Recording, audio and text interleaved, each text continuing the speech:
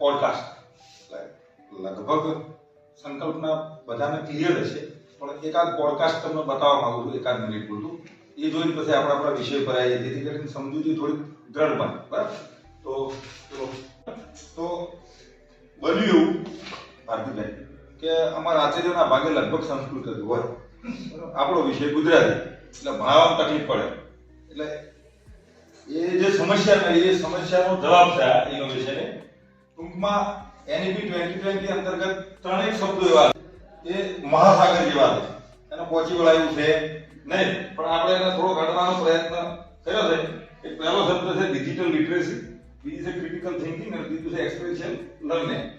આ અમે એવી વાત છે કે 6 થી 8 ના વિદ્યાર્થીઓને અંગ્રેજી વાંચન લેખનને સમજવામાં મુશ્કેલી અનુભવે છે.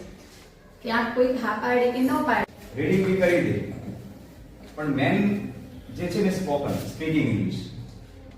Student can speak in English. વિદ્યાર્થીઓને રસ હોતો નથી. બીજું જોઈએ કે વસ્તુને લઈ રમાડી શકાય, અને એ બધી રમતો જે ખરી હાથ વગી છે કે વધમાં આપણે વધારે TLM કે વધારે પ્રવૃત્તિઓ અને ગણિતની અંદર જે સૂત્રો છે જે પ્રેક્ટિકલી કરવાના આવે છે, માપન જે એકમ છે એની અંદર, એની પણ ફોકસિંગ છે. તો એમાં વિષય એવો થાય છે કે બાળક ધારો કે સૂર્ય પ્રકાશ રસ હોય, ગુજરાતીમાં રસ હોય છે કે કોઈ પણ બી અંગ્રેજી કેવા બધા વિષયોમાં રસ વધારે હોય છે, પણ સામાજિક વિજ્ઞાનિક એવો વિષય છે ને એમાં લગભગ બાળકોનો રસ વધારે હોતો નથી.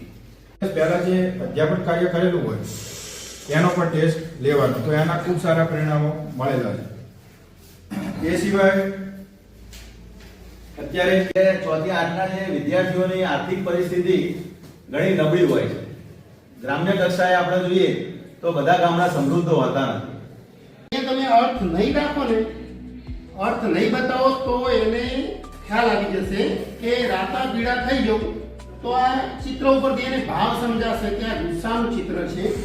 મેં આ પુષ્પ જોયું, મને આહલાદક મન થયું, પ્રફુલ્લિત મન થયું, આશ્ચર્ય થયું, એવા નવા નવા શબ્દો વિચારતું થાય, મગજ જાતે પોતે વિચારતું થાય. તો પ્રકૃતિને આવી બધી બાબતો એમના અંદર વિકસી એવો એક પ્રયત્ન કરવાનો પ્રયત્ન કર્યો.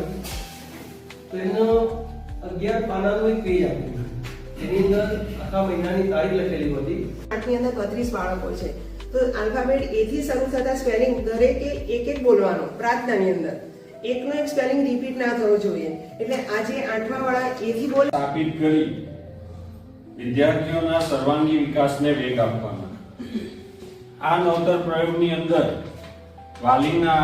વાલીને SMS દ્વારા બાળકની હાજરી, અધૂરું ગૃહ કાર્ય, કસોટીના ગુણ નિયમિત અને પારદર્શક મેળવતા થાય એ છે. ઈજી સ્પેલિંગો લેવાના, 3 ઈજી લખવાના અને 2 થોડા મીડિયમ આવે. 3 થી 5 ના બાળકો લખી શકે, 2 થોડા ભારે હોય, 6 થી 8 ના બાળકો ટોટલ